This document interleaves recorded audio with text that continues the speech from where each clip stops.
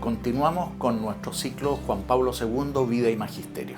En la sesión de hoy, Alejandro Serani, doctor en Filosofía por la Universidad de Toulouse, en Francia, y director de nuestra Academia de Humanidades de la Universidad San Sebastián, va a hablarnos de dos encíclicas clave del magisterio de Juan Pablo II, la encíclica Veritatis Splendor y la encíclica Evangelium Vitae.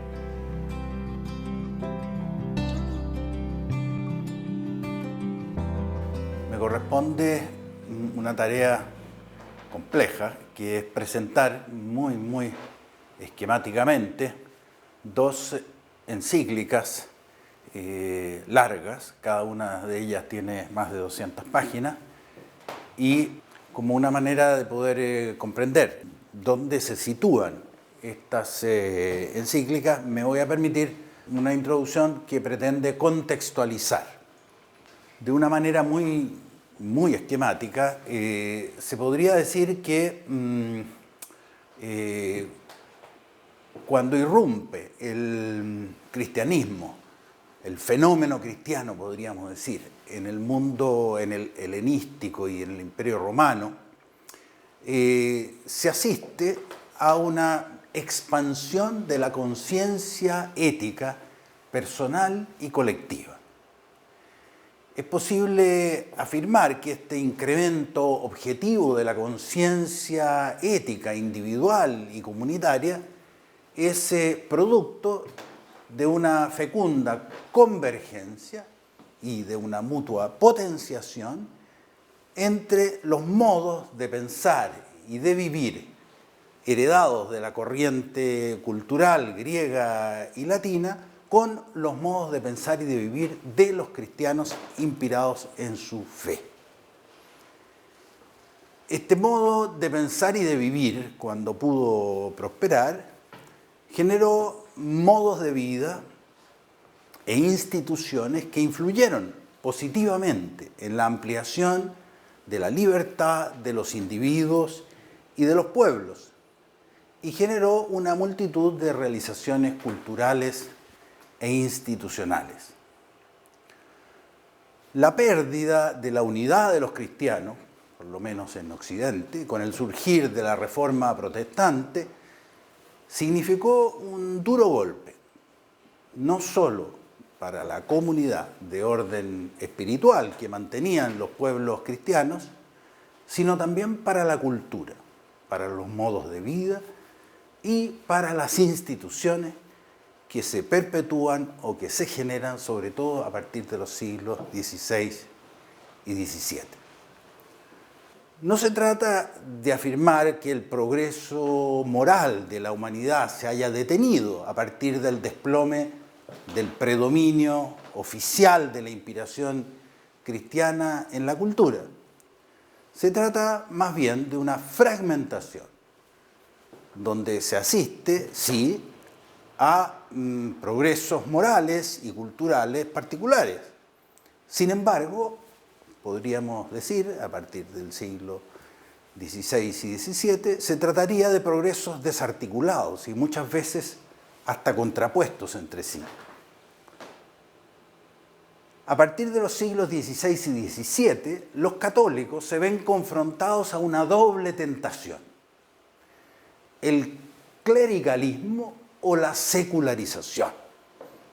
Ya sea los católicos tienden a encerrarse defensivamente en ambientes, en países, en familias o instituciones católicas, ya sea se asimilan a los modos de pensar y de vivir existentes en el ambiente y que se asumen de modo acrítico como buenos.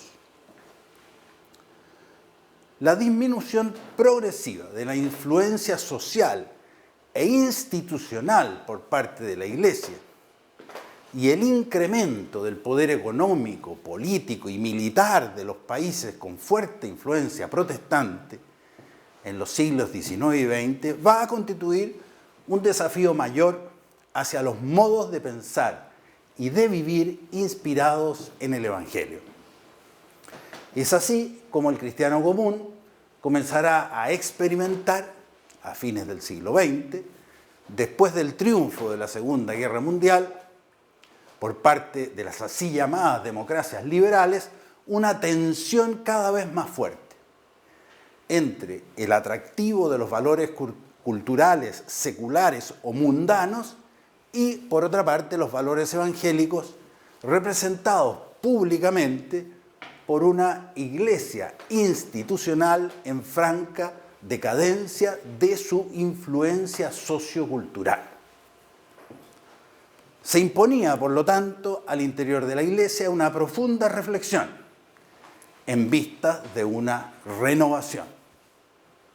Una reflexión que fuese capaz de discernir con criterios evangélicos el modo como el cristiano entiende la presencia y la acción de la iglesia en el mundo actual.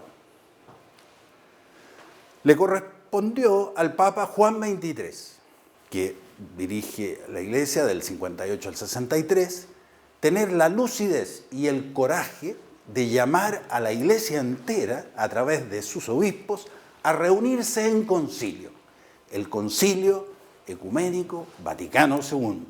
Debido a la pronta muerte del Papa Juan, es en realidad, sobre todo a Pablo VI, sobre quien recaerá la tarea y la responsabilidad de iniciar, de conducir y de llevar a término las labores del concilio.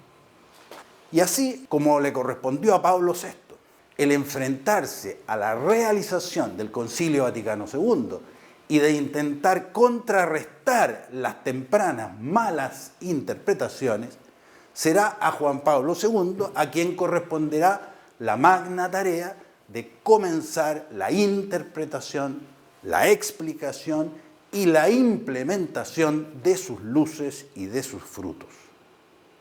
Veamos un poco más de cerca el contexto particular donde se insertan los dos textos seleccionados y que hemos llamado las dos grandes encíclicas morales de Juan Pablo II. Se sabe que, así como el Vaticano II, desde su llamada por Juan XXIII, suscitó grandes expectativas y esperanzas, también es conocido que despertó no pocas polémicas y contradicciones. Esto último, no solo por parte de la así llamada opinión católica de corte conservador o integrista, como por parte de la así llamada opinión católica autodenominada progresista o reformadora. Corrientes de opinión, estas dos, que los medios de comunicación social se encargan de enfrentar polémicamente y de magnificar de modo sensacionalista. De entre los varios puntos en disputa, y que tanto integristas como reformadores intentaban capitalizar para su propia causa, la encíclica Veritatis Splendor se hace eco y se hace cargo de examinar y de aclarar algunos de estos puntos de confrontación. Por una parte, la crítica bíblica de origen protestante y también católica parecía indicar que la tradición magisterial católica que transmitían confesores y maestros de seminario habría perdido de vista su fundamento bíblico y se habría dejado atrapar por disputas de escuelas teológicas, de legalismos y de casuísticas, alejándose del espíritu genuino de la Sagrada Escritura, que apelaba sobre todo a la fe y que ya sea era ajeno a normativas morales precisas o, por mucho que éstas fuesen precisas, ellas no se aplicarían al mundo moderno. Era, según estos críticos, como si la enseñanza teológica y pastoral católica de los últimos 2 o 3 siglos hubiese involucionado al estadio o al estadio del Antiguo Testamento. Esta corriente de pensamiento biblista, pudiéramos llamarla, impulsaba en consecuencia una vuelta decidida a la Sagrada Escritura en términos muchas veces casi indistinguibles de la regla de la sola escritura de los reformadores protestantes. Tanto la encíclica Veritatis Splendor como Evangelium Vitae se hacen cargo de esta crítica y la responden implícita y explícitamente. implícitamente porque ambos textos hacen un uso profuso y pertinente no solo de la Sagrada Escritura, sino también de los padres, de los doctores y de los santos de la Iglesia comentando estos mismos textos. Como si se quisiera decir que la exégesis católica no ha tenido que esperar ni al protestantismo ni a la filología moderna para poder leer e interpretar la Sagrada Escritura en su verdadero sentido. Lo anterior, no obsta, en ningún caso, y así se hace ver en los textos que acabo de mencionar, no obsta esto para reconocer el enriquecimiento objetivo que hayan podido aportar a la lectura católica de la Biblia, tanto escritores judíos y protestantes, como la filología y el conocimiento más profundo de las lenguas utilizadas por los autores bíblicos. Bien, hecha esta contextualización general de estos dos documentos, paso a comentar algo con respecto a su contenido y también voy a reseñar como la prehistoria de estos documentos, ¿no es cierto? Cómo se dieron estos documentos. En todo caso, en primer lugar, es bueno examinar el título y el subtítulo. Generalmente los subtítulos son los más orientadores en este tipo de documentos. Veritatis Splendor, el esplendor de la verdad, publicada el 6 de agosto de 1993, año 15 del pontificado de Juan Pablo II, sobre algunas cuestiones fundamentales de la enseñanza moral de la Iglesia, dirigida a los obispos. Esto es importante porque se trata de una encíclica, por decirlo de alguna manera, de carácter técnico, dirigida fundamentalmente a los obispos, y pudiéramos decir en términos generales que es una encíclica que reflexiona acerca de la teología moral. Evangelium Vitae, en cambio, tiene otro carácter. Se publicó 2 años después, el 25 de marzo del 95, sobre el valor y el carácter inviolable de la persona humana. Y esta encíclica está dirigida a los obispos, a los sacerdotes y diáconos, a los religiosos y religiosas, a los fieles laicos y a todas las personas de buena voluntad. Por lo tanto, el alcance que pretende este segundo documento es mucho más amplio que el anterior. Veamos cómo se gestan, grosso modo, estos dos textos. El 7 de diciembre de 1985, en la clausura del Sínodo Extraordinario de Obispos, a 20 años del cierre del Concilio Vaticano II, los obispos le solicitan a Juan Pablo II la elaboración de un catecismo o compendio de toda la doctrina católica, el que pudiéramos llamar el Catecismo del Concilio Vaticano II. Al año siguiente, Juan Pablo II establece una comisión de 12 cardenales y obispos dirigidas por Joseph Ratzinger, que después sería Benedicto XVI, para la redacción de un catecismo, y crea una comisión redactora de 7 cardenales y obispos. En esa comisión hay un obispo chileno, Monseñor Jorge de Medina. El 1 de agosto del año 87, el Papa Juan Pablo II publica una carta apostólica, Spiritus Domini, y en ella comunica la decisión de escribir una encíclica destinada a tratar más amplia y profundamente las cuestiones referentes a los fundamentos mismos de la teología moral. Es decir, Juan Pablo II se da cuenta que, por una parte, tiene que haber un documento como el Catecismo, que está dirigido a todos los católicos, donde se explique de una manera sintética, breve, acertada, ¿no es cierto?, genuina, el contenido moral de la Iglesia, pero también él se ve llevado a realizar un documento más profundo en el cual se justifique digamos, con mayor profundidad las afirmaciones que están en el catecismo y que también se rebatan algunas, llamemos, desviaciones que se insinúan en el ámbito de la teología moral.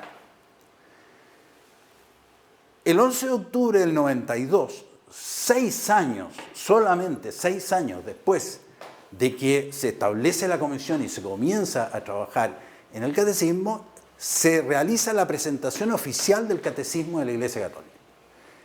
Para que se hagan una idea de lo que puede esto significar, este proceso significó la consulta a todos los obispos del mundo. En el caso de la encíclica Evangelium Vitae también, pero fueron de carácter distinto. De tal manera que se recopiló información que llegó de todos los lugares donde hay, digamos, proclamación del Evangelio, donde hay una mínima estructura eclesial. Todo este material se recopilaba en Roma, se escogió en un momento determinado como lengua oficial para redactar fue el francés, y se iban seleccionando, se iban haciendo borradores, en fin. Y les digo, una manera de representarse lo que pudo haber significado este trabajo es que cuando se anunció en el año 86 que se iba a hacer un nuevo catecismo, un cardenal, un obispo, esto es una anécdota evidentemente, le comentaba a otro que tenía al lado su preocupación acerca de una redacción de este catecismo porque le parecía que podía ser limitante, podía ser, en fin, una cosa que fuese quizás demasiado rígida. Y entonces el obispo de al lado le dice, mira, no te preocupes porque tú no lo vas a ver. Es decir, se pensaba que esto podía demorar 10, 20, 30 años. Y sin embargo, 6 años después ya tenemos un documento que es verdaderamente notable, el Catecismo de la Iglesia Católica, que redactó, digamos, esta comisión y la dirección y el Papa. Es un documento que ha sido señalado como un documento muy fundamental y sería necesario una sesión entera para comentarlo. Bien. Decíamos entonces que el 92 se presenta el catecismo y en agosto del 93 aparece entonces la encíclica Veritatis Splendor sobre los fundamentos de la enseñanza moral de la Iglesia. Juan Pablo II hace notar en algún momento que en realidad esta encíclica estaba prácticamente lista antes de la promulgación del catecismo, pero le parecía a él que era necesario que su publicación fuese posterior. Un hecho que me parece significativo es que el 11 de febrero del 94 aparece un motu proprio, Vitae Mysterium, con el que Juan Pablo II funda la Academia Pontificia por la Vida, siguiendo la recomendación del profesor Jérôme Lejeune. Nosotros sabemos que el profesor Lejeune no llegó a asumir la presidencia de la Academia porque murió muy inesperada y rápidamente, y el primer presidente de la Academia Pontificia por la Vida fue don Juan de Dios Vial Correa, que a la sazón era el rector de la Universidad Católica de Chile y que acaba de fallecer hace pocas semanas. Señalo esto porque muestra la preocupación que tenía Juan Pablo II sobre los temas que van a aparecer después en la encíclica Evangelium Vitae. El 25 de marzo, entonces, del 95, un año después de la fundación de la Academia Pontificia por la Vida, aparece entonces la carta encíclica Evangelium Vitae. Bien. Pasemos entonces una revista general a la encíclica Veritatis Splendor. Hay una introducción donde el Papa, yo voy a tomar algunas frases que de alguna forma indican hacia dónde apunta la reflexión de cada una de las partes de la encíclica. La introducción: la verdad ilumina la inteligencia y modela la libertad del hombre, que de esta manera es ayudado a conocer y a amar al Señor. Entonces establece desde el principio un tema que va a ser recurrente a lo largo del documento, que es la relación entre la inteligencia y la verdad. Toda desolidarización de la libertad, de la verdad, lleva entonces a un error fundamental con respecto a la libertad humana. Me permito leer el comienzo de Veritatis Splendor. Siempre es interesante ver dónde aparece la primera. Ustedes saben que es tradición en los últimos años, en los documentos de la Iglesia, que el documento lleva el título de las primeras palabras que están en el documento. Entonces, siempre resulta interesante ver cómo están situadas esas palabras en el comienzo. Dice el texto: el esplendor de la verdad brilla en todas las obras del Creador y, de modo particular, en el hombre creado a imagen y semejanza de Dios. Pues la verdad ilumina la inteligencia y modela la libertad del hombre, que de esta manera es ayudado a conocer y a amar al Señor. Por esto el salmista exclama: alza sobre nosotros la luz de tu rostro, Señor. Entonces así se inaugura este documento, en el cual, como ya decía, uno de los temas centrales será la relación entre la verdad y la libertad. En el capítulo 1, el texto examina comienza el texto, y en realidad durante todo el capítulo hay una referencia a ello, la lectura y el comentario de este texto evangélico del joven rico, ¿no es cierto?, que llega donde Jesús y le dice: maestro bueno, ¿qué he de hacer para entrar en la vida eterna?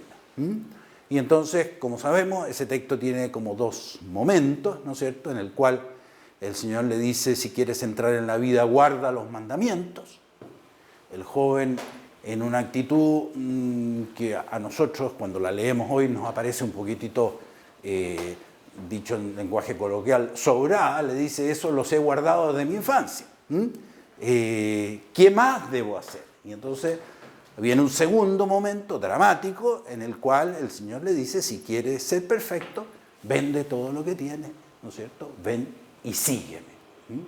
Y ahí vemos cómo el joven, que aparecía tan animoso, tan bien dispuesto, simplemente claudica, ¿no? Y se retira triste, dice el texto. Este es un episodio real, no es una parábola, ocurre en ese diálogo con Jesús, y, como digo, tiene un carácter tremendamente dramático. Y entonces el texto de ese capítulo se va a dedicar a estudiar primero el tema de los mandamientos, ¿no es cierto? En qué medida el Evangelio o el Nuevo Testamento no hace caducos los mandamientos, sino al contrario, los lleva a un nivel de perfección, pero deja muy en claro que, de alguna manera, el cumplimiento de los mandamientos no es sino el primer paso para el segundo momento, que es el verdaderamente importante. Si quieres ser perfecto, ven y sígueme. Jesús pide la adhesión personal, la secuela Christi, como dirá la tradición cristiana después, el seguimiento de Cristo. La verdad cristiana supone entonces el cumplimiento de los mandamientos como una especie como de preámbulo, ¿no es cierto?, a la vida moral, pero la esencia de la vida moral cristiana se radica en este seguimiento, ¿no es cierto?, de la persona de Cristo, porque en ese sentido la vida de Cristo entera es, pudiéramos decir, modélica. Es decir, seguir a Cristo es seguir la ruta, ¿no es cierto?, del perfeccionamiento del hombre. En el capítulo 2, que es un poquito el más técnico, el más denso quizá, dice: no os conforméis a la mentalidad de este mundo. Esa es una frase de San Pablo que Juan Pablo II lo aplica justamente a las nuevas corrientes de desarrollo de la teología moral, y entonces justamente la idea es mantener esta distancia crítica con respecto a ella. No os conforméis a la mentalidad de este mundo. Y entonces aparece una crítica a lo que se llaman, por ejemplo, las morales teleológicas, estas morales de la opción fundamental, en el sentido que ya no importaría tanto el valor objetivo de los actos morales, individuales, singulares, sino que lo que interesa es la opción fundamental por Dios. No deja de resonar, a pesar de que la encíclica no lo menciona explícitamente, la tremenda influencia protestante de estas que se ve presente en estas corrientes teológicas. Entonces, las corrientes teleologistas, como decía yo, que el mismo texto de la encíclica la relaciona con el consecuencialismo y también el proporcionalismo, ¿no es cierto? En el sentido que los actos guardarían una cierta proporción con la opción fundamental, pero que no habría un valor propiamente canónico o indicativo de los actos en la vida moral. Y el capítulo 3, que podríamos decir que es el más original, el más original no en el sentido que haya una enseñanza nueva, sino la manera nueva de mirar la misma enseñanza de siempre de la Iglesia. Solamente la libertad que se somete a la verdad conduce a la persona a su verdadero bien. Este texto, Veritatis Splendor, es un verdadero tratado de teología, y a los que tengan interés yo se los recomiendo vivamente que lo lean, porque digamos es una puesta al día brillante, notable de lo que es el pensamiento moral de la Iglesia, ¿no? en qué consiste. El Evangelium Vitae. El Evangelium Vitae, decíamos, tiene un carácter distinto al de Veritatis Splendor. El mismo Juan Pablo II la denominó una meditación, y efectivamente cuando uno lo lee, uno se ve como incorporado en una atmósfera meditativa. Es un texto denso, no solo, en realidad no tanto por el tema conceptual, sino por las realidades a las cuales remite. Es un texto tremendamente crudo, el Evangelium Vitae, en el sentido que muestra todos los errores y todos los horrores de la vida actual en relación con la vida, y se refiere a los distintos crímenes, a las violaciones, se refiere a los abortos, a la eutanasia, pero en general hace un recorrido, pudiéramos decir, sobre la maldad que habita al hombre cuando se desvía de Dios. Entonces, es por eso que, por lo menos en lo personal, yo me demoré mucho en leer ese texto, porque uno queda verdaderamente impactado por cada uno de los momentos que la encíclica va relatando. La encíclica parte, el Evangelio de la Vida, está en el centro del mensaje de Jesús. Así como la Veritatis Splendor examinaba los fundamentos de la moral cristiana, el Evangelium Vitae va a ir directamente, ¿no es cierto?, a las cuestiones que tienen que ver con la vida. Y entonces uno diría, bueno, pero ¿por qué ese énfasis en las cuestiones de la vida? Y el Papa Juan Pablo II, él mismo nos responde en un momento determinado, porque la publicación, el llamado que hace el Papa el año 91, para que los obispos le envíen sus opiniones con respecto a estos temas, coincide con el aniversario número 100 de la Rerum Novarum de León XIII. Y entonces el Papa Juan Pablo II dice literalmente en este texto, en el comienzo del Evangelium Vitae, lo siguiente: así como hace un siglo la clase obrera estaba oprimida en sus derechos fundamentales. Recordemos, este texto de León XIII es 1891, previo a la Revolución de Octubre en Rusia, y en fin, previo al desarrollo del marxismo en buena parte de Europa e inclusive de América. Así como hace un siglo la clase obrera estaba oprimida en sus derechos fundamentales y la Iglesia tomó su defensa con gran valentía y con gran sorpresa, y a veces hasta escándalo, pudiéramos decir, entre los católicos, proclamando los derechos sacrosantos de la persona del trabajador, así ahora, cuando otra categoría de personas está oprimida en su derecho fundamental a la vida, la Iglesia siente el deber de dar voz con la misma valentía a quien no tiene voz.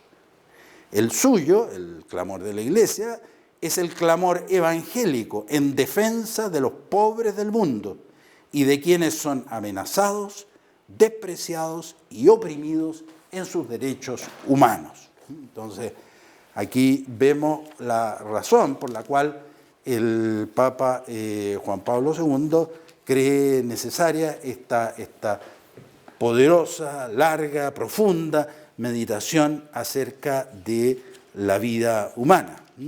El capítulo primero es fuertísimo y comienza con un título que ya lo anuncia: la sangre de tu hermano clama a mí desde el suelo. Esas son las palabras de Dios a Caín. La sangre de tu hermano clama a mí desde el suelo. Y entonces se va a referir a las actuales amenazas a la vida humana.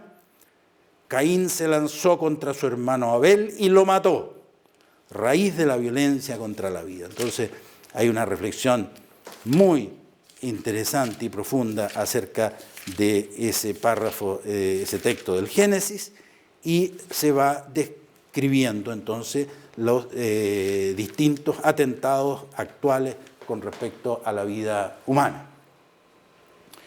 En el capítulo segundo se habla de el contexto escriturístico. Ya decíamos que ambas encíclicas responden a la objeción de que la moral de la Iglesia no estaría fundada en los textos bíblicos, con un uso profuso y grandioso de los textos de la Sagrada Escritura, y eso es lo que hace en particular el capítulo segundo. El tercer capítulo, que es un capítulo muy interesante que habla justamente del aborto y de la eutanasia, tiene un carácter que se ha discutido mucho porque contiene 3 condenas solemnes que el Papa se encarga, pudiéramos decir, como buen actor que era, de teatralizar, es decir, dramatizar. Entran en este texto esas 3 condenas de una manera tremendamente fuerte. Vamos a intentar expresarlo aquí. Por ejemplo, antes de preparando, por decir así, la primera condena, que es la condena del homicidio, ¿no es cierto? Dice: ninguna circunstancia, ninguna finalidad, ninguna ley del mundo podrá jamás hacer lícito un acto que es intrínsecamente ilícito, por ser contrario a la ley de Dios, escrita en el corazón de cada hombre, reconocible por la misma razón y proclamada por la Iglesia. Esa es como la introducción que hace el Papa a las 3 condenas que vienen inmediatamente, de las cuales voy a ver si las encuentro, si las puedo leer. Después de haber examinado históricamente la condena al homicidio, dice: ante semejante unanimidad en la tradición doctrinal y disciplinar de la Iglesia, Pablo VI pudo declarar que esta enseñanza no había cambiado y que era inmutable. Por tanto, y esto lo dice él, con la autoridad conferida por Cristo a Pedro y a sus sucesores, en comunión con los obispos de la Iglesia Católica, confirmo que la eliminación directa y voluntaria de un ser humano inocente es siempre gravemente inmoral. Toda esta condena, esta clara explicitación de la inmoralidad de los atentados contra la vida viene, como decíamos anteriormente, de la primera parte, donde se describe la colección de atrocidades, por decir así, donde se hace el fundamento bíblico, donde se toma en cuenta lo que se discute en Veritatis Splendor, que tiene que ver con la posibilidad real de la existencia de normas morales absolutas. En la Veritatis Splendor hay una discusión extraordinariamente interesante con respecto a los preceptos positivos de la ley moral y los preceptos negativos, ¿no es cierto? Los preceptos positivos tienen una amplitud infinita, pero los preceptos negativos son radicales, son absolutos, son en ese sentido inconmovibles, ¿no es cierto? Por tanto, con la autoridad que Cristo confirió a Pedro y a sus sucesores, en comunión con todos los obispos, que en varias ocasiones han condenado el aborto y que en la consulta citada anteriormente, aunque dispersos por el mundo, han concordado unánimemente sobre esta doctrina, declaro que el aborto directo, es decir, querido como fin o como medio, es siempre un desorden moral grave en cuanto a eliminación deliberada de un ser humano inocente. La tercera condena no la voy a leer, que con respecto a la eutanasia, ustedes la podrán consultar cuando lean la encíclica, y por lo demás es un tema reciente porque hace pocos días entiendo que fue la Sagrada Congregación para la Doctrina de la Fe, acaba de sacar un texto sobre la eutanasia. Me quiero detener un poco al final, en la conclusión, que es un texto que en general no se comenta, porque ya no tiene que ver con ni con los fundamentos bíblicos, ni con la descripción de los dramas del ser humano, ni con la condena, sino que tiene que ver con lo que yo llamaría una contextualización del problema del mal en el mundo. O sea, es una reflexión, esto es como una meditación personal del Santo Padre que se refiere a la raíz última del problema del mal en el mundo. Y para esto toma un texto del Apocalipsis que es verdaderamente espeluznante. Yo les aconsejo que lean esta conclusión, que es corta, que es breve, y que se lean el texto que corresponde en el Apocalipsis. Yo voy a citar solamente aquí un breve párrafo que les va a dar a ustedes el tono de este texto. El dragón, está hablando de un dragón, ¿no es cierto?, que aparece en el cielo, se detuvo delante de la mujer para devorar a su hijo en cuanto lo diera a luz. En el libro del Apocalipsis, dice Juan Pablo II, la gran señal de la mujer es acompañada por otra señal en el cielo. Se trata de un gran dragón rojo que simboliza a Satanás, potencia personal maléfica, y al mismo tiempo a todas las fuerzas del mal que intervienen en la historia y dificultan la misión de la Iglesia. O sea, es fascinante el marco en el cual Juan Pablo II instala esta meditación. También en esto, dice Juan Pablo II, María ilumina a la comunidad de los creyentes. En efecto, la hostilidad de las fuerzas del mal es una oposición encubierta que antes de afectar a los discípulos de Jesús va contra su madre. Para salvar la vida del Hijo de cuantos lo temen como una amenaza peligrosa, María debe huir con José y el niño a Egipto. María ayuda así a la Iglesia a tomar conciencia de que la vida está siempre en el centro de una gran lucha entre el bien y el mal, entre la luz y las tinieblas. El dragón quiere devorar al niño recién nacido, figura de Cristo, al que María engendra en la plenitud de los tiempos, y que la Iglesia debe presentar continuamente a los hombres de las diversas épocas de la historia. Los dejo a ustedes que continúen la lectura de este texto, y finaliza la encíclica Evangelium Vitae, como el Papa II instauró, me parece que fue él, no sé si fue Pablo VI que ya había iniciado esta tradición, no en todas las encíclicas, pero en muchas de ellas, terminan con una oración. Y esta oración, a mi juicio, resume el contenido y el espíritu general de la encíclica, y con esto termino. Oh María, aurora del mundo nuevo, madre de los vivientes, a ti confiamos la causa de la vida. Mira, madre, el número inmenso de niños a quienes se impide nacer, de pobres a quienes se hace difícil vivir, de hombres y mujeres víctimas de violencia inhumana, de ancianos y enfermos muertos a causa de la indiferencia. Qué actualidad que tiene este párrafo. O a causa de la indiferencia o de una presunta piedad. Haz que quienes creen en tu Hijo sepan anunciar con firmeza y amor a los hombres de nuestro tiempo el Evangelio de la vida. Alcánzales la gracia de acogerlo como don siempre nuevo, el Evangelio de la vida. La alegría de celebrarlo con gratitud durante toda su existencia. Y la valentía de testimoniarlo con solícita constancia para construir, junto con todos los hombres de buena voluntad, la civilización de la verdad y del amor, para alabanza y gloria de Dios, creador y amante de la vida. Eso es.